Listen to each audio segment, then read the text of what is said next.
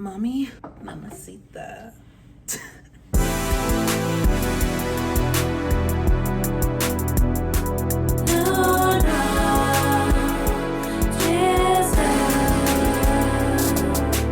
Hello everyone, welcome back to my channel.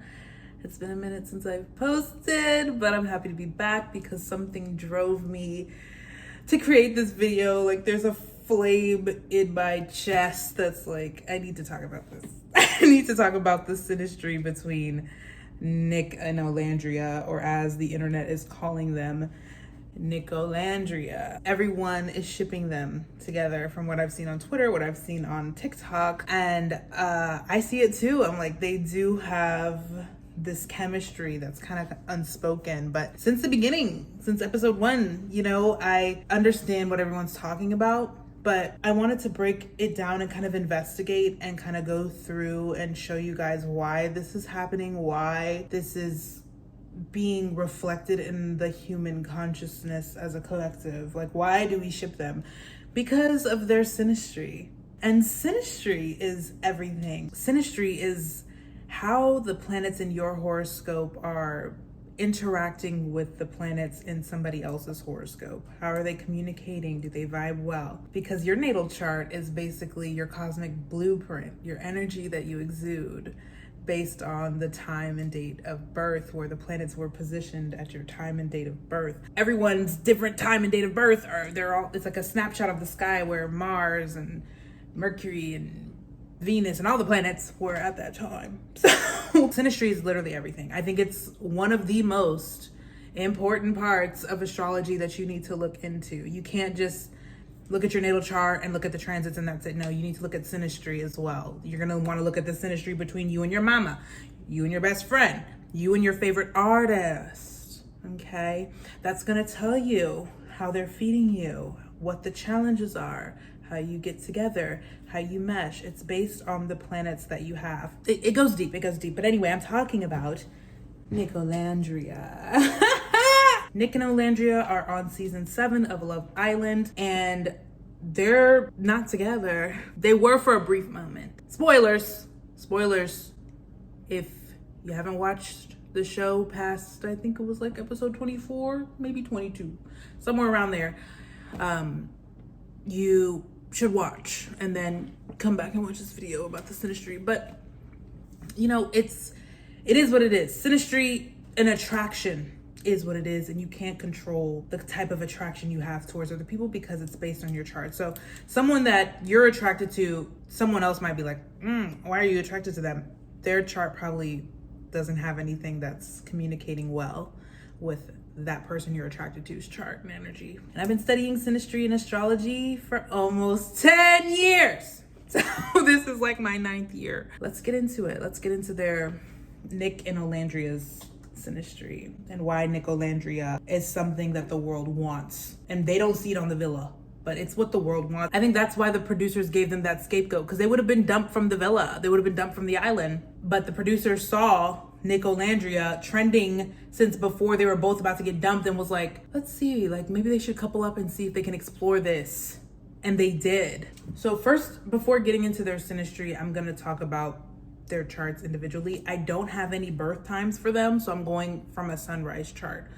And that's usually the chart you pull up when you don't have any birth details. You're just gonna look at the sunrise chart or the chart when it was noon that day. So Olandria was born May 29th, 1998 in Decatur, Alabama. My southern girl, my southern princess, my baddie. She wants her cowboy. In sidereal astrology, which is the form of astrology that I practice, she has Sun, Mars, and Mercury in sidereal Taurus. And then she also has Moon in sidereal Cancer. The first thing I noticed about her chart is that Saturn and Venus conjunction in sidereal Aries. Okay, that's why she comes with this very mature approach to things, with this very serious demeanor when it comes to love, like for the long haul. Which is why sometimes I think Love Island maybe wasn't the show for her, because she is a slow burner. Venus is the planet of relationships. Saturn is the planet of restriction and time and constraint and delays. She's over here talking about a slow burn and being a slow burner. That's exactly what it is. The planet of slow and the planet of relationships conjoined together to the degree that day. Saturn and Venus in Vedic astrology are friends, but that doesn't mean that they're not doing what they're doing. There's always going to be a serious approach to everything. You're going to have high expectations in relationships, high standards. Saturn and Venus conjunct in sidereal Aries is going to make you kind of impulsive towards your love and also kind of baby-like and superficial towards what you value. Okay, so she values a lot of image, the way things look. Okay, and the thing about where her Saturn-Venus conjunction is, it creates a lot of genius. Saturn and Venus conjunct creates a lot of genius, but in creative aspects and beauty and aesthetics and stuff like that. And that's why you see she kind of holds herself with a high posture. Like, you're never going to get a bad angle of Olandria. Like, Olandria is going to be looking amazing every frame because she takes care of herself. And she's blessed because she's born with this conjunction. She's blessed with this beauty. Not to mention, Venus is the lord of her sun, her Mars, and her Mercury. So she has these Venusian qualities that are kind of raw, unique, and authentic because she has Saturn and Venus conjunct in Ashwini Nakshatra, which is a Ketu Nakshatra, which is going to suck you in. And it's going to be different. It's going to be otherworldly. Okay, Ketu brings that otherworldly, smoky kind of vibe to everything. It's mystical. It's unique. It's kind of like a model. It's kind of like, oh, what's going on? And another person I know that has Venus in Ashwini is Lady Gaga, off the top of my head. Very different beauty, you know, but she's beautiful. It's alluring. It's captivating. And then even in her work, it's very different. It's Ashwini, any Ketu Nakshatra, Ashwini, Magha, and Mula, they're gonna give you like a little distorted, like unconventional, like type of energy. So Saturn and Venus conjunct, right? But the cool thing is that she has this mutual exchange between Venus and Mars. So she has Mars and Taurus in a Venus sign. And then she has Venus and Aries, which is a Mars sign. So there's a mutual exchange there. Saturn and Venus conjunct can restrict your resources, make you feel like you're not good enough, mess with your confidence, mess with your ability to think you deserve love, or things in life can come around and make you feel like love isn't attainable, or you're always having to put on a strong front, like you're always fronting. But the reason why I mentioned this superficiality, it's because she hasn't had her Saturn return just yet. And that's when she's going to be getting this mature, she's going to be able to live more freely. But right now she's on lock because she's dealing with these lessons. Love Island is a lesson, but she's going to be set for life with her career. You know what I'm saying? If she plays her cards right. But Saturn in Aries, it makes you hustle. It makes you have to work harder than your peers. It makes you have to, and then people are mad at you because it's like, because what you have to do in this life is going to offend other people. Okay, it's going to disturb other people's spirits, and it might be at the cost of other people at some times to get what you want. But you learn a lot about hustling and working really hard and what it means to be self-sufficient, because Aries is the sign of the individual, is the sign of the pioneer. And so you're going to have to do that, and you're going to have to learn how to do that. But you have to remember that life isn't easy. Okay, so life isn't rainbows and butterflies, and that's the thing that conflicts with the Taurus energy. Taurus energy wants to relax, enjoy, have nice luxuries, this nice apartment, this nice that, and you know, an Aries energy is like a go-getter. Taurus energy, she has stellium in Taurus, Mercury, Mars, Sun, and just Sun in Rohini. This is what I want to mention. That's why her and Shelley get along, because Shelley has Rohini moon, so they have Sun moon together, and that's why they get along. That's why they vibe together, not just because they're just the black girls of the season. No, they have Sun Moon. They really do vibe. Like, they see each other. Sun Moon is one of the best aspects to have in Synastry. When your sun is conjoined somebody's moon, it's like, oh, you get me. I see you. You're my other half. So she's Sun and Rohini, and a lot of people with Sun and Rohini deal with a lot of struggles in relationships because they have this beauty, this aura, but their ego gets in the way because they want things to look and appear perfect. They want things to be Venusian on the outside. They want things to be very perfect. And that's why she likes Taylor. She also has moon in Cancer at home, right? But in Vedic astrology, Saturn has a third aspect. So her Saturn is aspecting that moon pretty tight, okay? That puts a constraint on her emotions. That makes her have a mature approach to her emotions. Like, oh, I shouldn't express this, or I shouldn't feel this, or I should just be quiet, or I should just hold it together, or I should take it to the chin, like she always says. And then you blow up. That's the thing. When you have Saturn in Aries, when you have malefics in Aries or planets in Aries, like sometimes, because Aries is very impulsive, but having a planet like Saturn there, it's gonna restrict all that impulsive nature and make you want to be a perfectionist. And then aspecting the moon is all about your feelings, your emotions, your emotional self. And moon in Cancer is very private and likes to process things on their own, but she's on television. Where is she gonna process it alone? She's not gonna have enough time. So it's a little bit of a struggle there. And the real delusion, the delusional part that's coming into play is that Jupiter in Pisces and Purva Bhadrapada Nakshatra. I don't know if some of you guys have seen my other platforms and I talk about Purva Bhadrapada on TikTok and on Twitter. But this is a nakshatra pushing boundaries and feeling like a godlike consciousness. So that Jupiter is your lifestyle. It's how are you going to carry yourself. And it's 0 degrees Pisces. That's where she has it. You can be a little bit delusional in your faith and delusional in what you think is going to happen, which is good because everyone always says, be delusional to get what you want. Be delusional. And it's true. Be delusional. Get what you want. But you can see how that kind of energy, and it's trine her moon. Moon is your mind and your emotions. Trine her moon, it's amplifying. It's having a good aspect there. It's amplifying that moon and that landscape. You can see how that's caused her to stick to somewhere where she's not being appreciated because she thinks that this fantasy is worth a lot. She's stuck with Taylor. But the thing is, I'm gonna give Olandria all the grace. We've all been there. We've all been there. When you're dealing with someone that is just with you for the interim, and then when something better comes along, they just jump ship. A lot of us have been there, like someone that doesn't really like you, and then they don't ever tell you up front, but you have to take the nonverbal cues. Communication is not only words, everybody. Communication is actions as well. Someone can communicate and be like, oh my God, no, I like you, I like you, I like you. But then their actions are gonna show otherwise. You gotta take those actions. Otherwise you're gonna keep getting hurt. So what they act upon, that's what they do.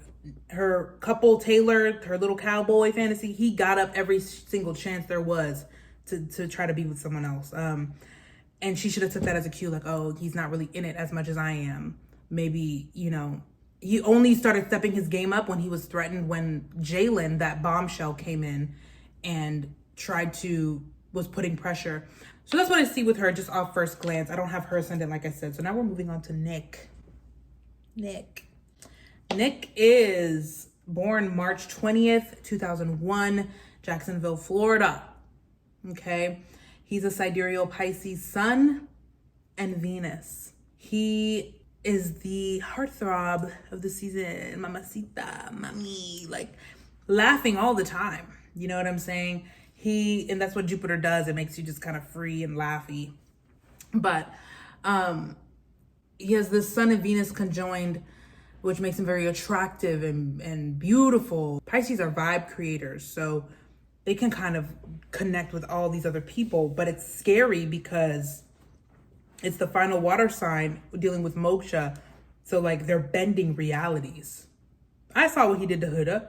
Huda, I don't want you to feel alone. And it makes you feel so loved and cared about. The next episode, he's trying to like go against her. Like it's very scary to be under those waters.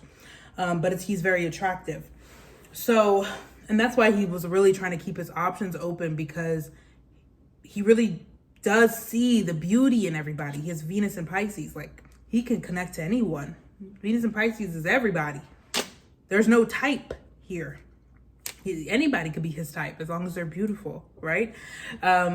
So that's what Pisces does. It's very expansive. It's lorded by Jupiter. Expansive. But what I noticed about both him and Olandria's chart is that they have a benefic with Saturn. So the lord of his sun and his Venus is Jupiter, and he has Jupiter with Saturn. For him, they're not as close. There's a little bit of an 8-degree orb between the two planets. Like he has Saturn at 2 degrees and Jupiter at 11 degrees. Olandria has Saturn and Venus at 5 degrees conjoined. He has a little bit of space, but it's still conjoined. And Saturn-Jupiter conjunction is really great for wealth, really great for stability long-term, okay? It does come with a little bit of effort. And there's a little bit of a challenge with your viewpoints growing up and getting older. Like there's a little bit of challenge there. But Saturn is a great sign. Jupiter doesn't like to be in Taurus, but Jupiter is a benefic. Saturn likes to be in Venus signs, but it's cool.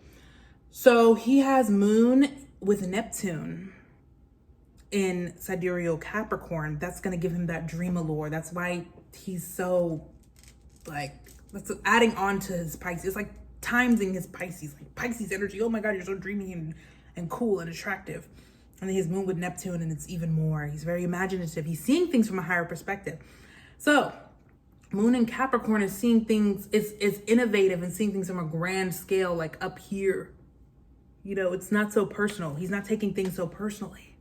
He's kind of just moving in a way that he can build on. That his emotional landscape is all about building and building upon something so that each thing serves purpose. Each feeling and emotion has a point. And that's why you can see people with Moon in Capricorn have difficulty because it seems like they're so aloof, but they just are always constantly deciding if an emotion is necessary or not. While people with other moon signs could be like feeling it, acting it, processing it. Moon and Capricorn, sometimes they don't process it. They just kind of just let it go, but then it all comes back to them later. But that's not what we're talking about. And the reason why he's kind of funny and says weird stuff all the time is because of that Mercury in Aquarius in Shadabisha. Like, he has an unconventional and unique way of expressing and connecting his thoughts. What else? So both of them, very different people. He's more adventurous and she's more calculated, but into beauty. But she's a lot of depth as well. A lot of things have happened to her to shape her who she was. But that Jupiter helps her get the opportunities that she gets, Olandria, because she's able to just have this faith that everything's gonna work out for her. And she doesn't care what people say about her. She's gonna stand on business. She doesn't care what people think. Getting into their synastry. You know what they say about lovers? You know, opposites attract. The first thing I noticed about their synastry is their oppositions. So they both have Moon opposite Moon. He has Moon in Capricorn and she has Moon in Cancer. What does that do? That creates tension between their emotional landscapes and how they process things in their mind and how they feel, right? That's gonna create attraction because he feels and does things from like a higher standpoint, like, oh, what's this gonna do for me? What is this purpose here? But she does, her emotions and the way she processes them is from a peaceful place. It's from an undercurrent. It's in Cancer. It's from underneath the surface. It's from a private place. So those energies together create an attraction because it's like, ooh, I know you, but I don't. Maybe together, when they come together, they can find a middle ground. And that is what relationships are, is finding a middle ground, a compromise.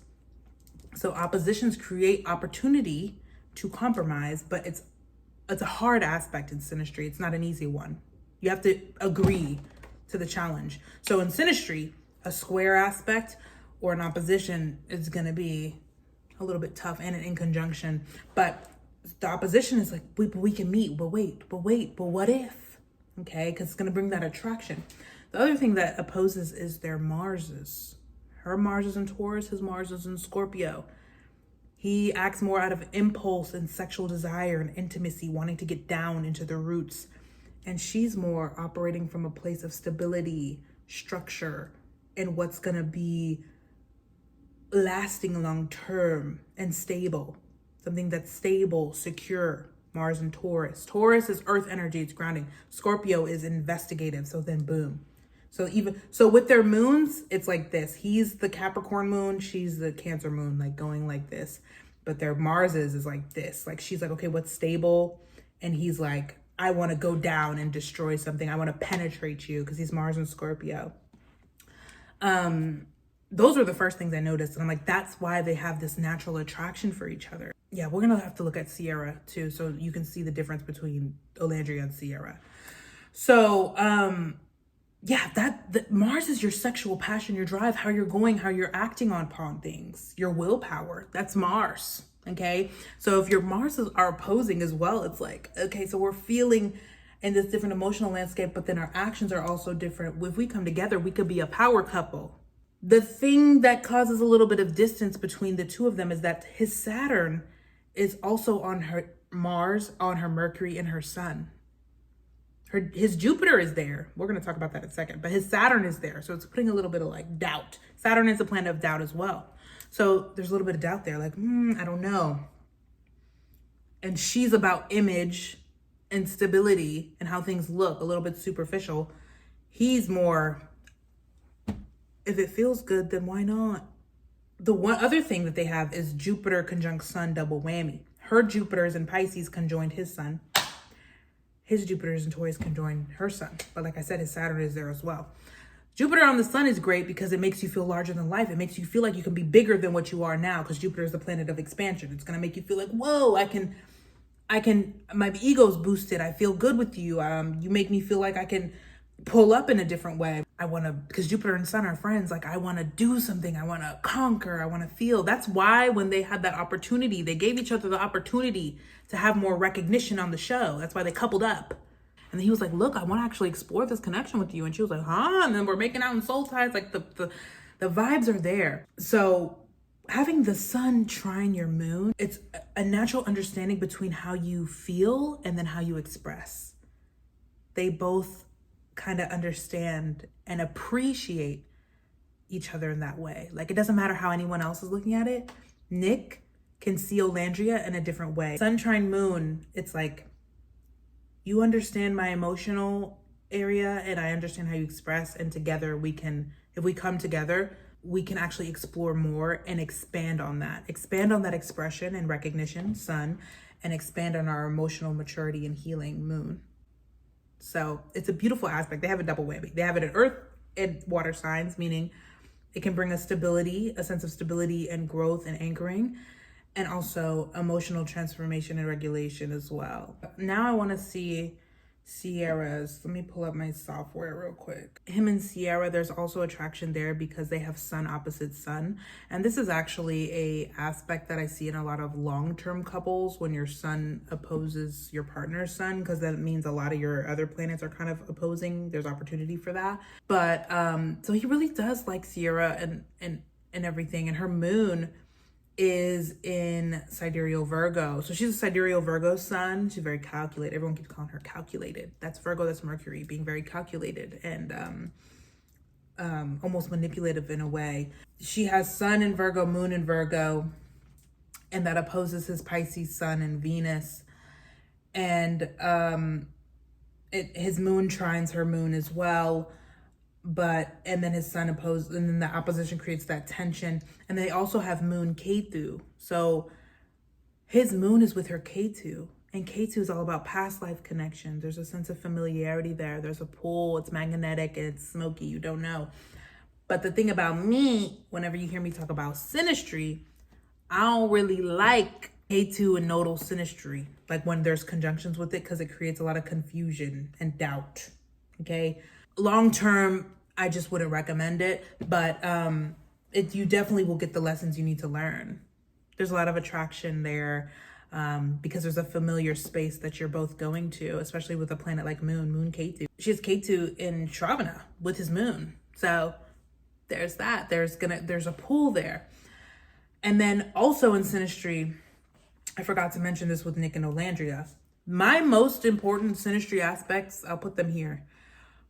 But the Mercuries need to agree, because how you're going to communicate what you're thinking, what you're talking about, it needs to have some sort of cohesion. He can talk to Sierra a little bit better and communicate and feel like they understand each other better, because her Mercury is in Libra and his Mercury is in Aquarius. That's a trine.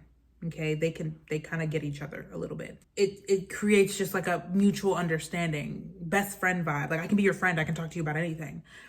Him and Olandria have Mercury square. Her Mercury's in Taurus, his Mercury is in Aquarius. That's gonna create a little bit of tension, but I love tension.